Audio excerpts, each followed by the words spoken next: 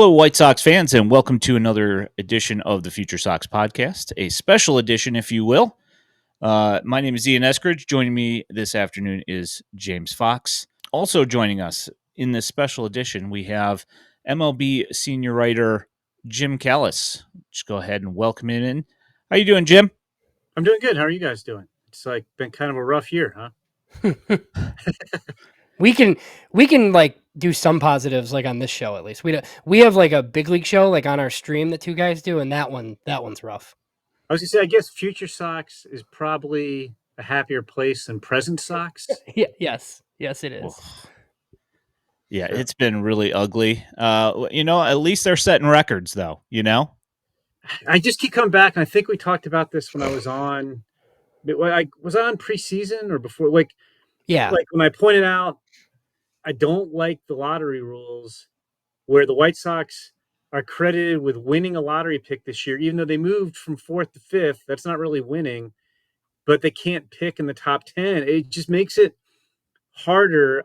I get why the union wanted the rule. I get the feeling, why people don't like tanking. I don't think you guys know, I don't think the White Sox are tanking. They did not intend to be this bad.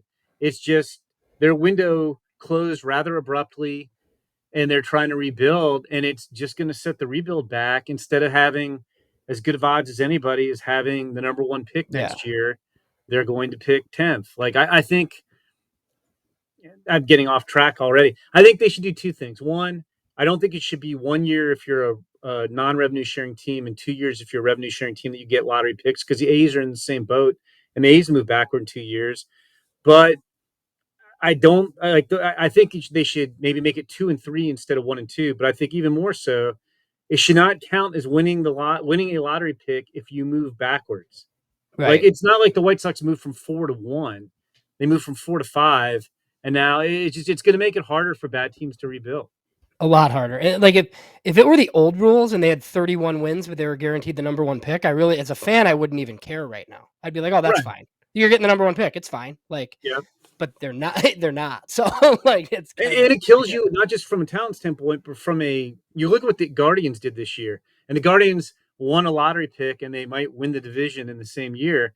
But the Guardians, that first pick was worth $10.6 million, and counting rounds 11 through 20, they spent $20.4 million on the draft, which is a record. Next year, the number one pick is probably going to be worth $12 million in bonus pool money. And the White Sox not only are not going to pick at the top of the draft, they're not going to have that large of a bonus pool, so they can't even be aggressive with moving money around. So I think it's one of these things. A lot of times when they make draft rule changes, there are unintended consequences. And I mean, we can sit here and talk about A's ownership, and how cynical A's ownership has been, but I don't think the A's have purposely tried to tank. I think it's, they just aren't spending money, which I guess is tanking in a way. But I don't think John Fisher's with the A's saying, "Hey, let's tank." I think he's just being super cheap.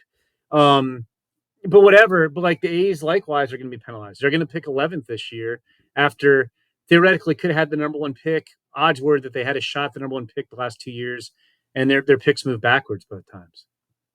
Yeah, and it happened to the Nationals this year, and I feel like it was like kind of an under talked about thing a little bit, just because I don't know. Maybe it's because their core was closer to being ready, and they traded for the extra pick, so they actually made something out of it. I think they did okay, but you're right. It's funny. You're right. Like the fact that they did the lottery and the Nationals won the number one pick. It's like, okay, we can't have that, because you're ineligible. So then the Guardians won it, and then they drew the number 2 pick, and it was the Nationals again. You're right. That just didn't really get talked about. I think also probably because they weren't historically bad. But yeah, it's just crazy. The White Sox, I've lost track of how many games are on pace to lose now. It was 123. 5, yeah. It's something, whatever, a record. And they can't pick higher than 10th. That's just going to be a massive blow to the system. But anyway. Yeah. Well, speaking of the system, you just got done doing the midseason re-rank a few weeks back. What else are you working on? Well, it's weird. So our schedule, from January through mid-August, we have one major project after another looming over us, in addition to like just normal stuff we're doing. Like it goes from the top 100 prospects list in the preseason to the top 30 prospect lists, which we are finishing as we're running around spring training. And then this year we threw spring breakout into the mix, and we were all broadcasting games and creating content for that. And then that got us a slower start on the draft, and the draft kind of ties us up for several months. And then you have the draft combine, and then the draft is at the same time at the futures game. Because everything's so late, like then we're scrambling to update all the lists after the draft. So right now, kind of taking it easy for a little bit. Like we'll have various things with call ups, although that's not what it used to be, because it's not like the old days where you could call, up everybody on the 40-man roster. But essentially, like the next big thing is probably the Arizona Fall League. And that's not even like the Arizona Fall League is easy. Like we put a lot of time into it, but it's super easy. And I really enjoy it. It's one of my favorite times of the year. So our next big project will be when we do the draft top 100, which will come out between like Thanksgiving and the winter meetings. But like it's actually now kind of like for 3 months, somewhat slow relative to the rest of the year, which is good. So the White Sox have the 11th ranked system now on MLB Pipeline. Do you feel that it's mostly due to the pitching, due to the short, lesser amount of bats in the system? Do you think it's just because there are just so many really good pitching prospects? Yeah, I mean, they do have some position prospects. I mean, I know we're going to talk about Colson Montgomery, and he hasn't had, the year that I think anybody, hoped he was going to have, but he's still young. But like, Edgar Quero has taken a step forward. George Wolkow is fascinating. I guess he's got tremendous power, and he's got a strikeout rate of 40%, but he should be coming off his high school senior year. And like, he's interesting. Brooks Baldwin has been a positive development. So there have been some, positive stories with the position players. But I do think the strength of the system, as you mentioned, is pitching. I mean, Noah Schultz you can make a case that Noah Schultz is the best pitching prospect in baseball. We don't quite have him that high, but you can make that argument. I think like even less debatable is that Noah Schultz and Hagen Smith are probably the two best left-handed pitching prospects in all of baseball. We're going to see Jairo Uriarte, who just got called up. They got him obviously in the Dylan Cease trade. They also got Drew Thorpe, who's graduated. I think the guy who doesn't get talked about a lot is Grant Taylor, because he was coming off Tommy John and he looked really, really good. And then he had a lat strain and they've kind of shut him down. And then even guys like, Kai Bush bounced back, Mason Adams, who I'll admit I did not know much about, 14 months ago. And it's like, oh, this guy's interesting. And now it's like, this guy's more than interesting. He's really, really good. So I do think that the pitching is the strength of the system. Like there's higher ceilings for a lot of the pitchers than there are. There's some position player depth, but there's higher ceilings on the pitchers. What was your reaction to the White Sox taking Hagen Smith at 5? Because I know, like you and I talked a lot. Everybody I talked to thought they were taking a position player, myself included. I did too. And then you talked to us early. Like I didn't mind the pick because I feel the most comfortable about them developing like a pitcher, just with their history of hitters. So I was cool with it. I was shocked that night. We were on a live stream, and I wasn't expecting it at all. No, that was kind of my reaction too, because especially like I kept thinking it was gonna be Connor Griffin. Like we kept hearing Connor Griffin, and like it's interesting. Like the team obviously is having a horrible big league season. So on one hand, I thought, especially with who was on the table, Chase Burns, we kind of found out day of the draft, a couple hours later draft, hey, Chase Burns is going to go pretty good. He's probably going to go 2 or 3, which I didn't like. There was some thought that Chase Burns could maybe last 2. And while I knew they liked Hagen Smith, I just thought they were going to take Connor Griffin or Caglione Fell or JJ Weatherholt. It was kind of like JJ Weatherholt, if he doesn't go 1, is going to get to him. And I just thought they were going to go position player. And I think you can make a case for any of those guys. So I think it was fine with them taking Hagen Smith. I was just more surprised. Like if you took Connor Griffin, you were taking the player with the best tools in the draft, but who also came with risk. Because there are analytic departments out there who, because of his swing path, they just do not think is going to play as hoped against big league pitching. So that would have been boom or bust. Like Connor Griffin's either going to be, I still have my shtick down. Connor Griffin, 30-30 potential, where he's a gold glove center fielder or a plus shortstop. But he might not hit. So that's a risk. You have Caglione, who, it's interesting because they really don't have position players. You could almost make you could make the argument either way, like you did, James. Hey, they do a much better job recently of developing pitching, but you could also say, boy, they need some hitters. So you could argue Caglione has the most raw power in the draft, and he's it's a weird profile because he chases a ton of pitches, but he doesn't swing and miss. And unlike some guys who chase a lot of pitches and maybe make suboptimal contact, he just hits the ball hard. He'll hit a ball 6 inches off the plate and crush it the other way for a home run. Weatherhold,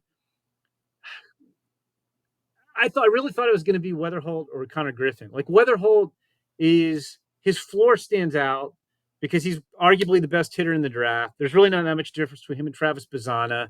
I think you're talking about a guy who's a well above average hitter, average power, maybe a shortstop, probably more likely a second baseman. Better chance to play shortstop, I think, than Gonzalez, Jacob Gonzalez, first round pick previous year. So he would be a guy who is floor and ceiling. But I get Hagen Smith. I mean, Hagen Smith to me, I thought he was the best pitcher in the draft. I liked him more than Chase Burns.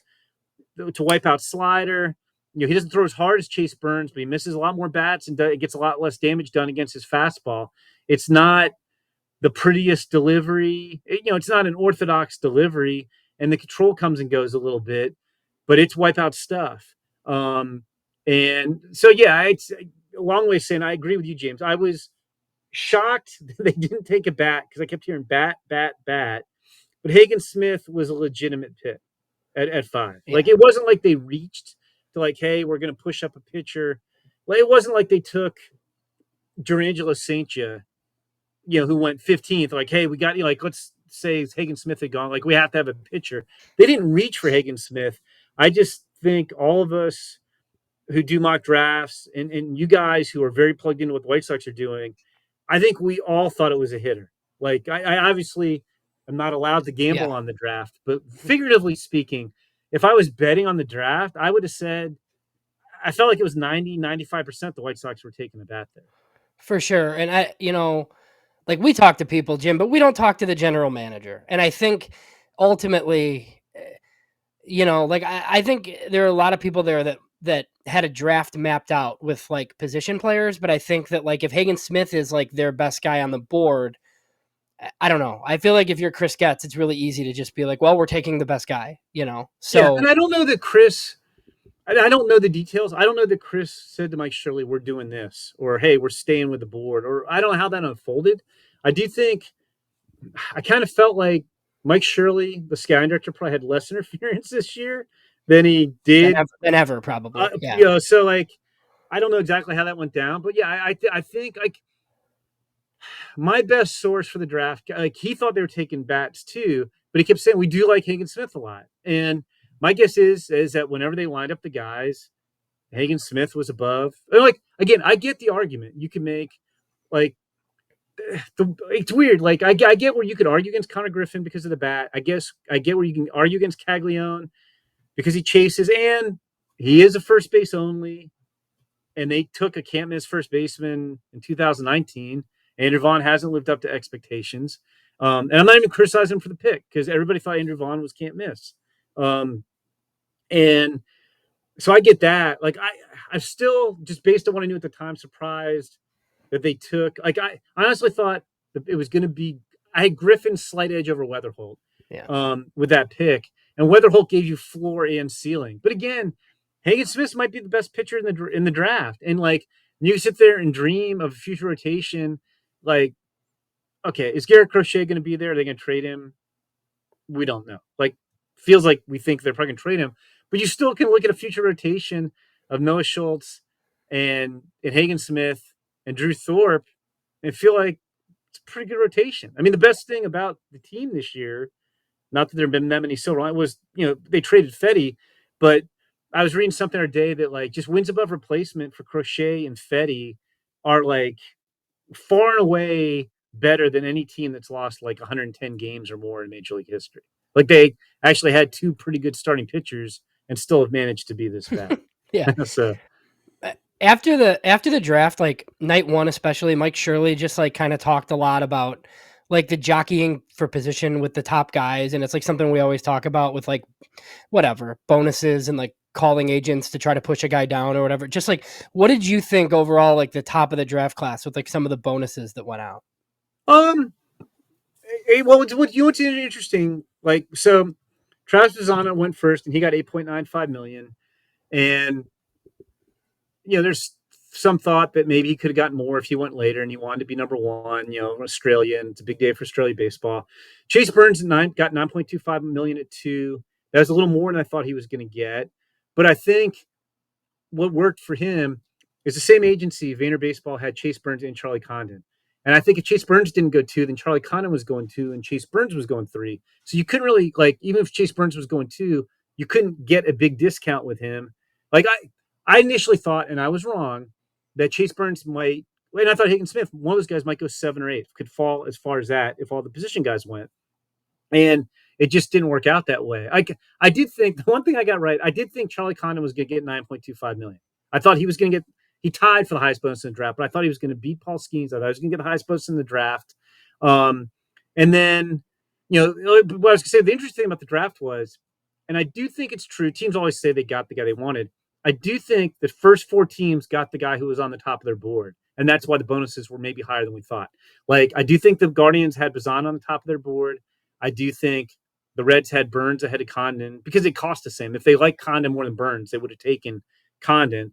I know the Rockies had Condon on top of their board. And then I got intel the night before, and I didn't quite believe it. Like, because there was some thought that if Bazan doesn't go 1, he's going to go 4. And somebody with A's told me, who wasn't super high up, that he thought they would take Nick Kurtz over Bazana. And I was like, really? And he's like, I'm pretty sure. And then I had somebody else who was higher up say, well, we're just assuming Bazana is not going to be there. So I was like, okay, that's what it is. But Eric Kubota, their scouting director, came out publicly and said, we had Nick Kurtz as our number 1 guy coming into the year. And I'll admit, I had Nick Kurtz as my number 1 guy coming into the year. And he was number 1 on our draft board on July 14th, whatever day the draft was. So I think it was an interesting draft in that, and that's one of the reasons that there wasn't as much saving up high, is that I think the first 4 teams got the guy on the top of their board. And the thing, there is some jockeying, and now that the bonuses keep going up, like the number 1 pick is going to be probably a $12 million value. They're close to $12 million next year. And, this year was 10.6. And like nobody's going to get 12 million next year. So it gives you money to play with. But the reason these guys continue to get high bonuses and get, like there wasn't really discounted 2, there wasn't a discounted 3. The reason these guys are getting these high bonuses is teams want the players they want. And that's always been true. Like the bonus pool system does keep bonuses in check in terms of there's a finite amount of money that you can spend on the draft.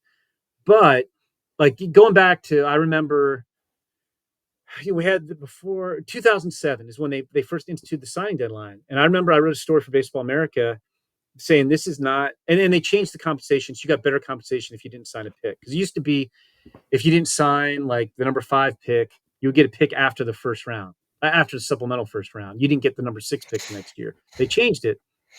And I wrote, and they put in a signing deadline, which was, I think in August, maybe it was September, whatever it was. And I wrote a story and I said, this isn't going to change bonuses at all because the agents just need a deadline. It doesn't matter if it's August 15th, July 15th, 3 days after the draft. The guys who have leverage are going to walk you right up against that deadline and use it against you. And I said, and my point I wrote in the story was, the bottom line is teams want talent. Teams don't want to wait a year to get the pick back. They're going to pay what it takes to get guys. And it was funny. Frank Coonley, who at that point was kind of like the draft enforcer for MLB, called me and told me I was flat out wrong. He wasn't angry, but he's just like, hey, totally disagree. This is going to change things. And I just said, I really don't think so, because when it comes down to it, teams are going to want to sign the players. And I don't know if you guys remember that first summer. That was a crazy draft where none of the over slot guys signed. And that's back when the slots were not negotiated. MLB just said, these are the slots. It was informal. And they were below market value. And it was like a week before the deadline, and none of the big money guys had signed. And then the Tigers signed Rick Porcello to a record contract. He'd fallen toward the end of the first round. And Casey Crosby and Cale Ward. I think I'm forgetting a guy. And then teams just went crazy, and everybody's waiting for somebody else to be the first one so they would get in trouble. And everybody signed guys. And I was right. And so now, like, teams, nobody's going to go over 5% over your bonus pool and lose first round picks, but teams are still going to spend money. And that's like, if it's going to cost you if the guy has enough leverage to say, I'm not going to sign for less than 9.25 million as the number 2 pick, and you really like that guy, you're going to pay him. Because the one thing that the players do have some leverage in that you want to know what the number is so you can figure out who else you can draft and pay over slot. Right. But yeah, so anyway, that was a very long-winded answer. But yeah, it made sense because of the demand for those guys and how much those teams like those guys, that teams weren't like every year. It seems like a lot of people say, hey, teams are going to be cutting deals left and right. And no, teams usually wind up taking the guys they want and getting them. Now, you might have a situation where the Marlins really like PJ Merlando and he wasn't going to go that high and their draft board blew up. So they're like, we're going to take PJ Merlando and we'll save money. Well, you could do that. But like the guys who are going high at the draft are going to get paid. We might have a $10 million player next year. I guess Ethan Holiday is a favorite. Ethan Holiday might be a $10 million player next year. Was there anybody else in particular from the White Sox draft class that you liked? Yeah, it was interesting. Like I'll admit, I was not the biggest Caleb Bonham fan. The guys I talked to had questions about his bat. Obviously, the White Sox do not, and they're really pleased with him. I think Blake Larson, their supplemental second-round pick, is interesting. He's a lefty who flew under the radar a little bit. I think Nick McLean and Casey Saki and Sam Antonacci are good college bats that they got. And they went about in the draft where they were supposed to go. But they're interesting. So, I do think, obviously, when you look how they split the money, the bulk of this draft was going to come down to how good Hagen Smith and how good Caleb Bonham are in the long run. And I think they got some nice, complementary players to go along with those guys. You brought up Hagen Smith and Noah Schultz earlier. Do you have any thoughts on their timeline? I mean, obviously, with their pitching and how much pitching they brought up, there's not going to be a crazy push to get them up. But do you have any thoughts on what we can expect? Yeah, I mean, I think for terms of being ready, like just in a vacuum, you don't look at like you're not looking at their age. You're just looking at how good they are.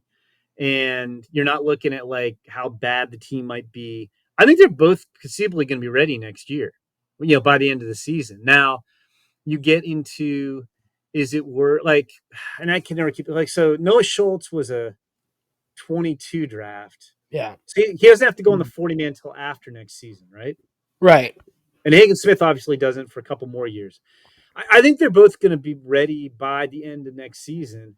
But considering that I would think they're still going to be in a massive rebuilding phase, I don't know why you would tie up a spot on the 40-man roster. Unless you have a situation where Noah Schultz has been pretty amazing. Like he had a couple physical issues and they were very cautious with him the first year. But I mean, Noah Schultz, I'm just calling up his numbers. I mean, Noah Schultz has got a career 2 ERA.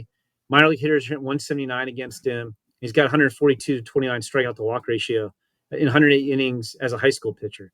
Noah Schultz might just crush AAA to the extent next year where you're like, well, we need to call him up because he has nothing, it's not doing him any good to be pitching in Charlotte.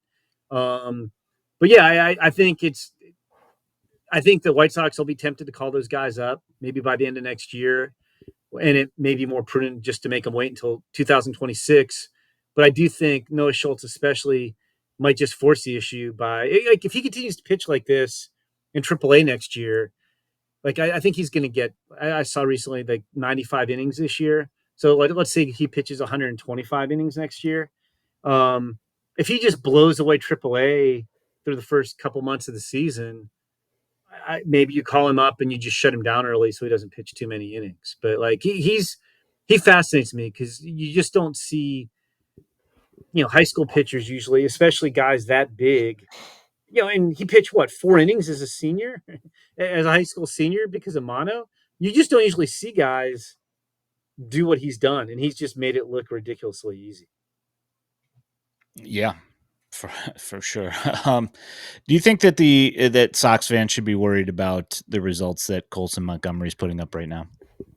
I'll equivocate here and say yes and no. Like, I still think he's one of the better prospects in baseball. I wouldn't. I mean, that's not a good year, especially considering the advantages hitters have in AAA, the advantages hitters have in Charlotte. I'm more concerned about the fact that he's moved very quickly. Project Birmingham aside, he's never really been that healthy. He never played 100 games in a season until this year, and he's played exactly 162 games at the AA and AAA level. Now, granted, he's been very young for those levels, but he's hitting like 210 at those levels with strikeout rate in the upper 20s. So like I'm not like he's 22 years old. Like he's much younger than your typical AAA guy, and I think they've pushed him a little bit aggressively when you factor in the injuries. I mean, he was very good in single A. He was pretty good in high A. He was very good in high A for a brief stint last year when he after he had to start it was 23 season delayed. But the fact that he struggled over a full season's worth of games in AA and AAA, again, I'll give him some credit for being super young. Like I'm at the point where I try not to mention the Corey Seager comparisons, because Corey Seager just tore up the minors from start to finish. He never struggled like this. And I mean, again, with as bad as the team is, they don't need to force you. Like, it's funny because we all thought Colson Montgomery will be up this year. Like, I thought realistically he'd be up. I can't remember what the day was. I think it was like August 16th. I thought they'd bring him up with like 45 days left in the season so he'd keep his rookie eligibility and he could be a prospect incentive program, where they might get the extra draft pick for him. But yeah, I am concerned. Like he just does not hit AA or AAA pitching. I think he's been moved quickly. He's dealt with injuries last year. If I'm running the White Sox, I would assume they would do this. Like he's not making the team. I don't care how well he plays next spring. He's going AAA next year until he starts tearing up AAA. Like, and again, I mean, if he comes out next year and he adjusts to AAA, he's gonna be 23 years old and he hits 270 with 25 homers, or is on that pace. When they call him up, that's fine. But like, I 100% would just be telling. Like, I would, say to Colson, like, this is what we want you to work on. Like, these are adjustments you need to make. And I don't care how good he looks in Glendale next year. I want him to go AAA and have success before I send him up to. I do not want him to come to the big leagues too quickly and struggle, and then we're wondering, like, what do we do now? He's going back to AAA until he starts tearing it up. And like, even we've got a month, because they play most of this month in AAA. I don't care if he hits 380 in September with 8 bombs.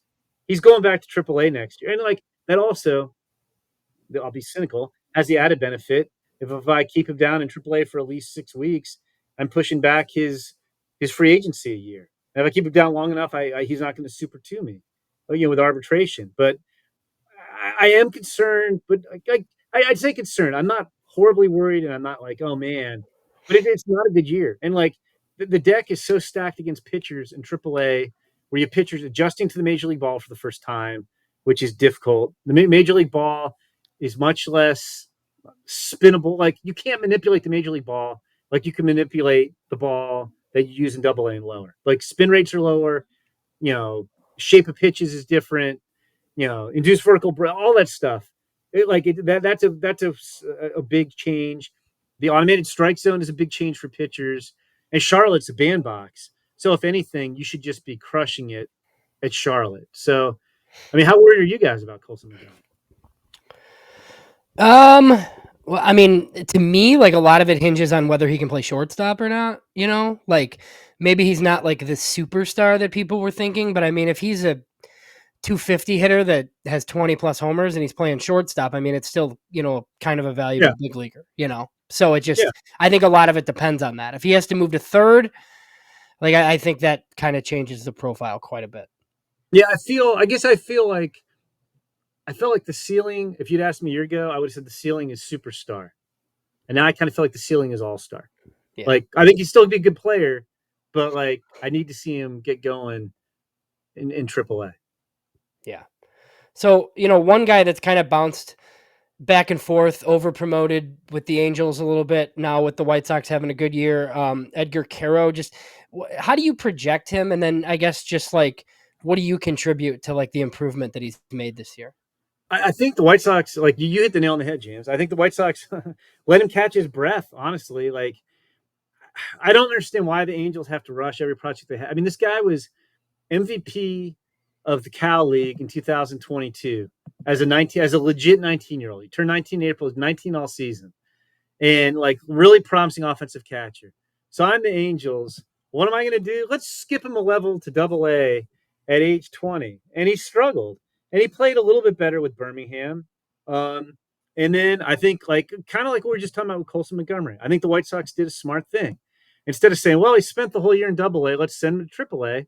They're like, no, go to Double-A. He went back to Double-A and he started hitting with a lot more power, hit for solid average. And he's at Triple-A, and we're seeing, I mean, he's doing what guys do when they get to Charlotte. He's hitting, I'm looking at, he's, over 300, or he's over 300, 400, 500 in the slash stats. And I just think the simplest thing with him was letting him catch his breath after he skipped a level for no reason. And it's hard, like, with good prospects, it's hard to send them back. Like the inclination might have been like, man, he's struggling in Double-A with the Angels, and we just traded for him. But it's like these guys, and I don't know like why. I mean, I know why, but like it's almost like it's jarring to the prospect. If you'd sent Edgar Quero back to high A at the time of the trade and say, hey, just get going. Like sometimes that messes guys up. So like teams are reluctant with their best prospects to send them backwards. So it's like they were kind of stuck. But I give them credit. I give the White Sox credit. They kept him in Double-A. He basically has looked exactly like the guy he looked like in 2022. I mean, that's an awful trade for the Angels, which had the potential to be awful at the time. They sold low on Quero, like panicking, trying to make I guess, long shot run at the playoffs so they could try to keep Shohei Ohtani. But, I think Edgar Quero, it's funny. I think the biggest question on him, like, he hit for average at Birmingham. He didn't hit for much power. And I think the question coming into the year was, okay, you knew he was going to hit. How much power is there going to be? And because he really struggled last year to launch balls in the air.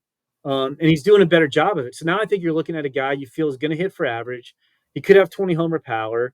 I think he's always going to be, like a fringy, maybe average catcher. Like I think he can get by. I don't think he's ever going to be anything special behind the plate, but I think he's not. I guess still picking on this guy years later. He's not Zach Collins, where you're like, oh man, can this guy catch? He can catch.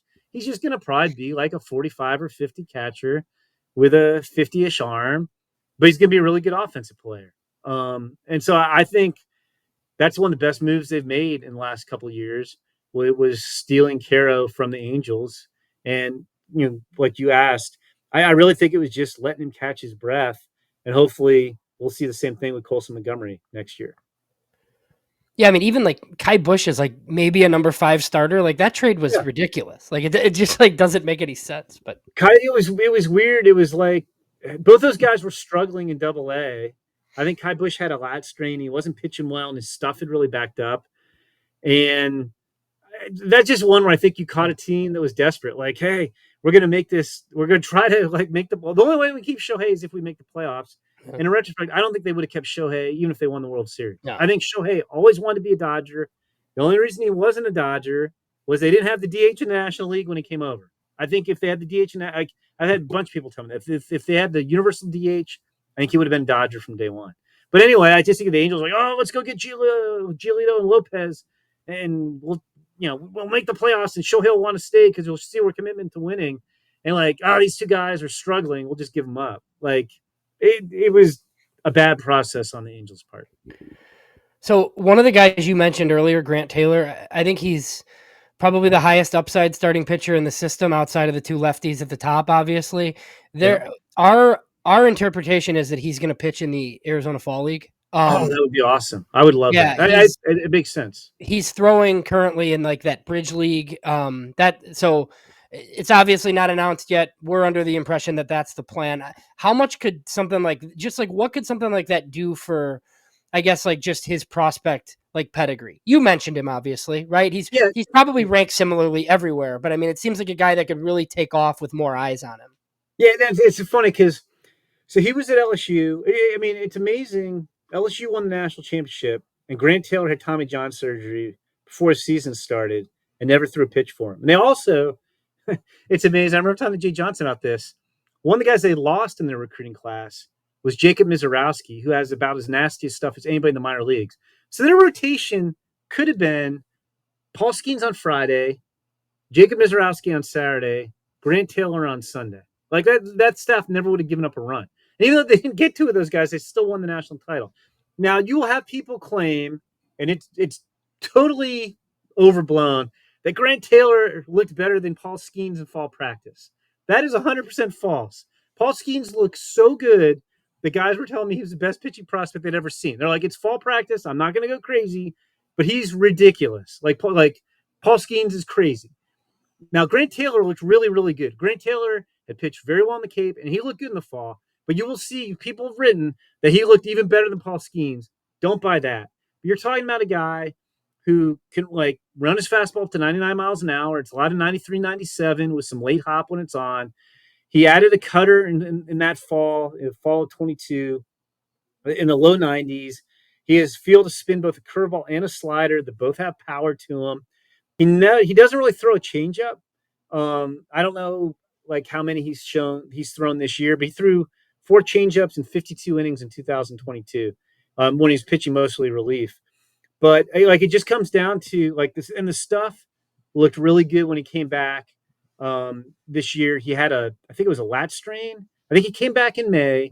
He pitched well for a month. He had a lat strain, and I think the White Sox just figured, look, he can't, come back from not pitching any innings in 23. We're not going to overload him in 24. Let's just be cautious. But yeah, I mean, he had a 32-2 strikeout to walk ratio in his 19 innings when he pitched. And I know from talking to the White Sox, they were very excited. The stuff it was exactly what people had seen in the fall at LSU before he got hurt. And it's funny, I think everybody's ranking him. And I think, obviously, if White Sox fans are looking at lists, we've got him at number 6. I think he's pretty high on most lists. But I also don't think White Sox fans realize how good this guy can be.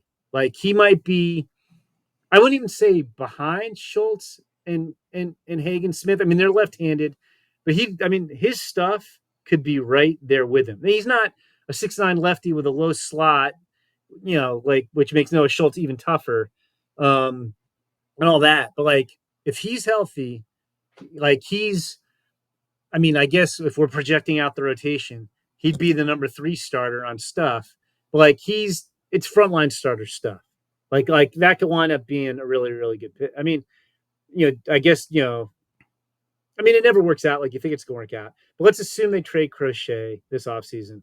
I mean, their rotation in a couple of years could be Noah Schultz, Hagen Smith, Grant Taylor, Drew Thorpe, Jonathan Cannon. It's a pretty good rotation. Now, granted, it's pitchers. They don't, they'll break your heart. But it's pretty exciting. So you guys have George Woolco very high up on your list, just like we do. We were kind of the outliers, as well with how high we were going to project him. What went into your guys' decision to put him up that high? Yeah, it's interesting. So, our process is not as elaborate during the season as it in the off season. I'll make a bunch of calls. I make fewer calls and more text during the season because everything's fluid and we have other stuff going on. But I kept hearing from people, both inside and outside the organization, on both Taylor and Woolcow. You should rank those guys higher. I had Brooks Baldwin a little bit higher initially, and he's going to graduate off our list, I think, this weekend. And I just had people like Woolcow is it's extreme. The raw power, I think it's the best raw power in the system. I mean, you could project that he might have future 80 raw power on the 28 scale. I mean, he's 6'7", 240, left-handed, strong, bat speed. Obviously, there's a lot of leverage. He could crush the ball. It might be 80 raw power. But the question is, how much is he going to hit? Because he's got a strikeout rate of around 40%. And I'll cut him some slack because he should be coming off his high school senior season. He obviously reclassified, entered the draft year early. But, it's a concerning amount. You can kind of glass half full him or glass half empty him based on how you want. I mean, he's 18 all year. It's a legit 18, turned 18 in January. And, he's he tore up rookie ball. They promoted him. He's played 70 games in single A, and he's got 11 homers as an 18-year-old. My guess is he's got to be about the youngest guy in that league, but he also has 120 strikeouts in 71 games. I mean, he is drawing walks. So, I mean, there is some patience there. I just think he's probably going to have to tone down the approach a little bit, but I had guys, I kept having guys tell me, like, I had him a little bit lower first, and guys were like, I'd go for the ceiling. I had guys say, rank him based on his ceiling. He's still so young. And, if the strikeouts don't come down, he'll probably move down the list, in future years. But, I mean, to hold his own like he has as an 18-year-old who should be coming out of high school ball has been pretty impressive. I assume that was kind of your guys' thinking as well. Yeah, I think so. So, Ian, I think, is going to ask you about Mason Adams here in a second. But I mean, just the discussions that we've had is like, if I'm going to have like a big say in the process, like at FutureSox, like I'm always going to lean ceiling. I do too.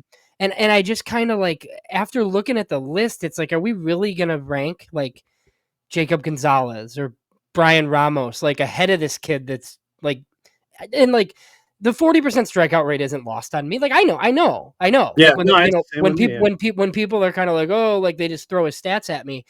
It's like that ignores how much he struggled, like, the first 2 weeks there and what he did after that. Yeah. And the fact that, like he should have been at Downers North High School, like, like up until like May of this year. He probably would have like barely played this year.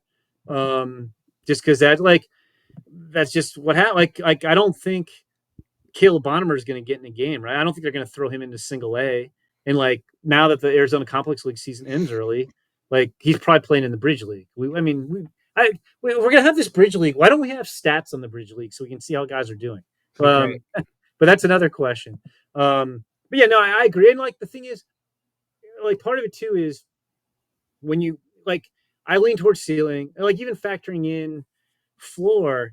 Like, are you going to take Jacob, like you said, Jacob Gonzalez or Brian Ramos over him? Or like you could argue, I mean, it's a pure floor versus ceiling argument that, hey, Brooks Baldwin is like torn it up and he's versatile and he's playing in the big leagues, yada, yada, yada. But Brooks Baldwin is also 6 years older than George Wolkow. Like, so like what's George Wolkow going to look in 6 years? And like, I don't do my whole list like just it's all ceiling. But like the top of the list, I'm generally going to lean to, okay, who are the guys who have the chance to be stars and above average big leaguers? And I really think that once you get past Wolkow, who's 7th on our list, like, and then you're like, and I have a lot of respect for Brooks Baldwin. Brooks Baldwin's more going to be that good type of glue player. I don't think Brooks Baldwin's going to be like an all-star or a multi-all-star. I think Mason Adams, who I know we're going to talk about in a minute, is underrated, and he's done a great job. He might be in that future rotation. But like Mason Adams is more of a good number 4. Maybe he's a 3. Like he's not going to be like George Wolkow could be like I'm not saying it's, I don't know what the percentage is. George Wolkow could be a 40 home run guy. Like he could be a difference maker, or I guess the parlance everybody likes to use these days is aircraft carrier, which is fitting because of how big George is. Like George Wolkow could be an aircraft carrier. When you get past him on our list, like at 7, like unless it's a guy who winds up being a lot better than most people think he's going to be, you don't have other guys you're like, oh, that guy could be like carrying a team, or that guy could be a difference maker, on the next White Sox playoff team. Yeah, just watching the growth this year and the change in his approach that he made a couple of weeks into his stint in Kannapolis, and talking to him, very mature. I mean, he just super mature. Yeah, he looks like obviously he has the look of being, just a massive power hitter, but the mental thing doesn't seem lost on him. So no, like you said, making adjustments. I mean, that's basically what you're looking for the first year is guys being able to make adjustments, and he has. I mean, I'd like to know. I haven't done the research. How many 18-year-olds have reached double-digit homers in full season ball, like in the last 20 or 30 years? Can't be many. Yeah, can't be. Yeah. So yeah, moving on to Mason Adams. He's climbed up your list. He's climbed up our list as well. I was an early adopter. I'll take that one. What do you think about him? As a prospect in general, your thoughts? Yeah, I think he's kind of been overlooked because he was like a 13th round pick out of Jacksonville. He was senior sign. He was eligible for 4 straight drafts. Didn't get picked. Finally got picked as a senior. And I think he gets overlooked because his fastball, like it wasn't big draft pedigree. His fastball kind of sits in the low 90s. His fringy sinker. He's got a 2-seamer and a 4-seamer. His sinker is better than his 4-seamer, which sinkers aren't the in vogue pitch, but the two things he does really, really well. Well, 3 things. One, he spins the ball about as well as anybody in the White Sox organization. He's got the best curveball. He's got really good feel for spin. It's a legit plus curveball. 2, he throws a ton of strikes. Like he's one that you could argue he might be the best strike thrower in the system. And it's harder to throw strikes and miss bats and not walk guys when you're throwing in the low 90s. It's what like if Noah Schultz is like throwing strikes, and I'm not detracting from Noah's control, but like Noah's got this wipeout slider that's coming from first base, and he's got really good life on the fastball. Like Noah Schultz has weapons, so Noah Schultz could come at you. Like Mason Adams falls behind the count, and his fastball's coming. That could be problematic, but like he throws quality strikes with a below average fastball or a fringy fastball. And then 3, I think he's got some of the best mound presence in the organization. I think he mixes pitches well. Like the curveball is his best pitch. Everybody knows that, and he still gets you out with it. He still sets you up for it and gets you with the curveball. He's not afraid of hitters. He challenges them without getting hit. And like with guys like that, to me, the test always is like, especially in single A, but even so in high A, if you could throw like a secondary pitch for strikes and you have good control, you're going to do well. Well, it's like, okay, let's see how you do when you get to double A. And he pitched really well in double A. He's pitched a couple times in triple A, and he's been, it's 6 innings, so you can't read too much in that, but he had no problem with double A. And so, I think he's more of a floor than a ceiling guy, but like, I think he's a guy who's a pretty good bet to be a 4 or 5 starter. I'll be curious to see how he does at AAA, because like we talked earlier, the deck is really stacked against pitchers in AAA, and he has one real weapon, and that's his curveball, but he compensates by mixing pitches and locations and has the ability to do that, and he competes, and he doesn't give in to hitters. And so like he was interesting when I found out about him last year. I was like, okay, well, put him on the back third of the list, but he just keeps pitching well, and like I like him. Personally, I might be in the minority, and this is not knocking. I like him more than I like Kai Busch. I would take him over Kai Busch. I mean, I put him ahead of Kai Busch on our list, and Kai Busch is fine. But I think Mason Adams is probably the best pitching prospect in the organization that fans don't know that much about. Yeah, as far as as far as his AAA starts have gone, his first one, apparently his back was bothering him before the start even happened, before he got on the mound, and he tried to push through it. And if you look at the mound, I think it was Nashville that they were at, like the pitchers, no, maybe it was Louisville, but the pitcher's mound was like pretty much flat and didn't help him out at all. But he pitched 3 innings the other day and gave up 3 hits, shut out, and had a real nice outing. So I think things should probably go quite all right for him in AAA regardless. So what do you like about the 3 guys that the White Sox got back in Haral Perez, Albertus, and then William Bergoya? Yeah, I mean, they're all interesting. I mean, I think they're all probably more second basemen than shortstops. I mean, they're all middle infielders, but they're all young. I mean, they're all 19 years old, and they can all hit. I mean, I think Perez has some of the. I do our Dodgers list, so I was familiar with both Perez and Albertus. And Perez, I think, has some of the best batted ball data and some of the best metrics for a 19-year-old hitter in A-ball this year. So I think you're looking at a potential offensive second baseman. I think he's going to hit. And I think he could be 50s across the board. Albertus is also 19, another international signing by the Dodgers, came out of Aruba, wasn't a big money guy, but he probably has a little bit better bat and a little bit less power than Perez. He's got a little bit stronger arm, but they're both guys who can hit. And then Bergola is interesting. I just think the question with him is he going to get stronger? Like he can really hit. Like he intrigues me. He runs better than those guys, but he's got less power. Like he's listed at 5'9", 165. He's a career 295 hitter, but 354 slugger. Again, he's young, but I think all three of those guys are offensive-minded middle infielders, and they're good bat-to-ball guys. So, you hope – I think the key with those guys is going to be get them stronger. You'd like to enhance them defensively, so maybe they could – one of them, could stick it short or third. Like, Bergola – like Albertus has got the best arm of them. So he might be the best suited to playing on the left side of the diamond. Bergola is probably the quickest of them. Like, I'm sure that, because they're all 19, you can't have them all playing second base on the same team. Bergola is a level ahead of those guys right now. But I think you'll see those guys play multiple positions, and we'll see. But they're offensive-minded infielders, middle infielders. And I wind up ranking them all kind of like right in the middle of the pack of the system. Yeah, having William and Riku Nishida at the top of the lineup for the Dash is given other teams fits. It's pretty funny watching 2 5'6" guys come up and hit in a row, and they're both super fast and slap hitters and just causing all sorts of problems. Yep. So, Jim, I think in a perfect world, like the White Sox would trade Garrett Crochet and Luis Robert this offseason.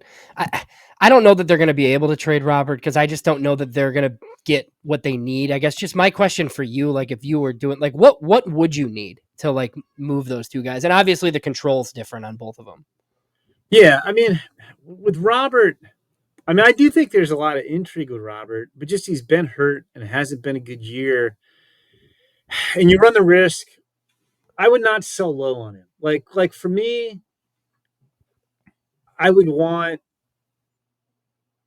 like Crochet is going to be like worth his weight in gold. Like with Crochet, I'd probably want, like, talking generically, they don't have to be on the list, but like 2 top 100 type prospects, and then a third and potential fourth prospect in the deal too. And like honestly, I would hold fast on Robert. Like if like Crochet, I think you could argue they probably should trade him because I don't think there's like if he gets hurt, like he's a pitcher. If he gets hurt, the value disappears. And like as much as I like Garrett Crochet, you do have pitching in the system. Like again, I wouldn't trade him for the sake of trading him, but I would want to like I'll just play like the Orioles have depth. Like I'd go to the Orioles and I'd be like, okay, I want Samuel Basayo or Kobe Mayo, or like maybe I try for both, but you got to give me one of them, and then you give me one of Kalzer or Hurstad, or maybe I say I want this guy from each pair, and then give me a couple more guys. Like that's the type of trade I would want to make. And I'd be honest, like for Robert too, like I wouldn't just trade him for the sake of trade him. So I would kind of look at it like I would want like Crochet. You run the risk, and like the thing is, I think somebody will trade for Crochet because there is never enough pitching. But like he's still, they have 3 years or 4 years of control with him. For Crochet? 4? 3? For who? Crochet? Yeah. No, it's only 2 more. Okay, only 2 more. Yeah. Okay, so I think they're definitely trading Crochet. I think they are too, but I'll just throw out there, you don't have to trade him because it's not like you have less than a year. And obviously Robert, you can control him through 27 if you pick up the options. Look, if you're like, you have to listen. I would be aggressive about seeking trades for both, but I would want it to be. Like using this example isn't going to make White Sox fans feel good because it didn't pan out. But like when they traded Chris Sale, and obviously Chris Sale has more value than Crochet, but when they traded Chris Sale, they got Yohan Moncada and Michael Kopech, who are 2 of the best prospects in baseball. And you aren't going to get guys ranked that universally high, but like I would want a couple top 100 prospects and then a couple other guys who are interesting in the deal. I think that's what you have to shoot for. If you get to where you're trading Crochet for the sake of trading him, and you get like, and again, I didn't mind the Drew Thorpe trade, but if you're trading for a guy who's on the back half of the top 100, and then 2 other guys, like is that like really advancing you forward as an organization? I don't think so. No, they got to get a ton, and I think that the issue is that they're trying to prioritize position players, and nobody wants to trade position players. So but everybody wants pitching, and like again, I mean, to me, the Orioles are a team that makes a lot of sense, and I'll tell you, the other team, it would be riskier, but the Dodgers have a ton of teenage position prospects, like a ton, and like who are better than the guys the White Sox got, like in that trade. They have. I'm not saying you get all of them. They have Jose DePaula and Emil Morales and Eduardo Quintero and Kellen Lindsay and Zaire Hope and Kendall George and Ching Sin Ko. I just rattled off 7 guys, and I'm not saying I would trade Crochet for 4 teenage dudes, but like I feel like you could match up with the Dodgers. Like again, I don't think the Dodgers would do this, but the Dodgers keep getting pitchers hurt. Like, what if you could get Jackson Ferris and 2 or 3 of those teenagers and another pitcher for Crochet? Think about it. Yeah, and there were deadline talks with the Dodgers where like, the rumors were like Jose DePaula and like River Ryan as guys coming back. And they didn't make a trade, obviously. Yeah. But I would imagine that's part of the offseason focus for Yeah. sure. So, it's a historically awful season. You talked to us about it on the way in. Just like going forward though, like could you argue that they're in a better spot than they were maybe at this time a year ago? I mean, it's a better farm system. They have money. Crochet's merged. Yeah. In theory, they have money to spend. So yeah, I mean, yeah, like it's awful, but I think they've set themselves up not well, but better than I think I thought maybe like a year ago or so. Yeah, I think that's a very fair way to put it. Like I do. The concern is when you have a team that is this bad. Like the way I like prospects as much as anybody, and you guys love prospects too. Like you can't bank on it. Like when I was like, oh, this could be the rotation. Like pitchers are going to get hurt, position players aren't going to pan out. But if you compare it to a year ago, Noah Schultz is one of the best pitching prospects in baseball now. They've added Hagen Smith. Edgar Quero has made a huge leap forward. Grant Taylor looks really intriguing. George Walcott looks really intriguing. Like I said, Brooks Baldwin's going to graduate, but Brooks Baldwin's kind of come out of nowhere and become like an interesting guy. So yeah, I think you can say that. Like the problem is you have so many holes to fill that it's going to take time. But yeah, I do think you can definitely make the point that they're better off, not at the major league level, but like if you're looking at their future, you could feel better about their future now than you did a year ago. Because I mean, the system even before last year's deadline trades, Jim, you guys had bottom 5. I mean, it was, yeah. I thought like the trades and the draft last year, and they went from, I want to say they were in the bottom 5 and they went to like 18th on the list. Yeah. And this year they jumped from 18 to 11. And what's funny is they'll probably, my guess is they'll rank in the top 10 when we do the rankings again next spring, because they're not really graduating anybody off this list. Like Brooks Baldwin's going to graduate, but like if they're top prospects, they're not losing, like Colson Montgomery. Like, well, there was some thought maybe Colson Montgomery would come up at midseason, but like they're not going to lose guys off their list like other teams are. Thank you so much for your time, Jim. We appreciate it. Every time you come on, we appreciate your insight. Do you want to let people know? Yeah, I'm sorry. It's always fun talking to you guys and you ask good questions, so it's a lot of fun for me too. Thanks. Do you want to let everybody know where they can find you and your work? Yeah, no, I appreciate that. Yeah, all our stuff's at MLBpipeline.com, which is part of MLB.com. We've got stories, we've got scouting reports, we have top 30s for every organization, we have videos, we have tools grades, and I always tell people I do think one of the great things about our site is obviously we work for MLB. MLB is trying to promote the game. It's all free. Nothing's behind a paywall. We're not. I mean, we make money off the site through advertising, but we're not just a standalone site that has to generate revenue. So all the stuff's free. And then I usually try to tweet about what I'm doing and what we're doing at MLB Pipeline at Jim Callis MLB. But yeah, like I said, it's kind of nice to be able to say like we don't have a major project going on right now. And sometime in September we'll probably do top 20 college players, top 20 high school players, as a early preview for next year's draft. And I can't remember. It seems like it changes every year when we'll get Arizona Fall League rosters out, but like, it feels like it should be. Yeah, it seems like it should have already happened, honestly. But yeah, like, but then I was looking last year. I think they kind of came out in mid-September. Okay. So I don't like, even though the season starts October 7th, I believe. It's a little bit later this year, calendar-wise in October. But I assume. But anyway, at some point in the next few weeks, we'll have some early draft prospect lists, and we'll have some Arizona Fall League lists. And like, yeah, I'm excited about Grant. I mean, Grant Taylor will probably be one of the best arms, if not the best arm in the Fall League. Okay, because you have to. Teams just don't send pitchers there. If you stay healthy all year, you don't go because you reach your innings limit. Like, we won't see Noah Schultz there, which would be great if we did. And then we don't see, if you are hurt, you kind of have to thread the needle. It has to be an injury that's not too serious. But it caused you to miss innings that we want you to get more, but it's not so serious that we aren't going to be super cautious with you. Yeah. So yeah, I would love to see Grant Taylor in the Fall League. Thanks, Jim. Appreciate it. Yeah, no, it was fun.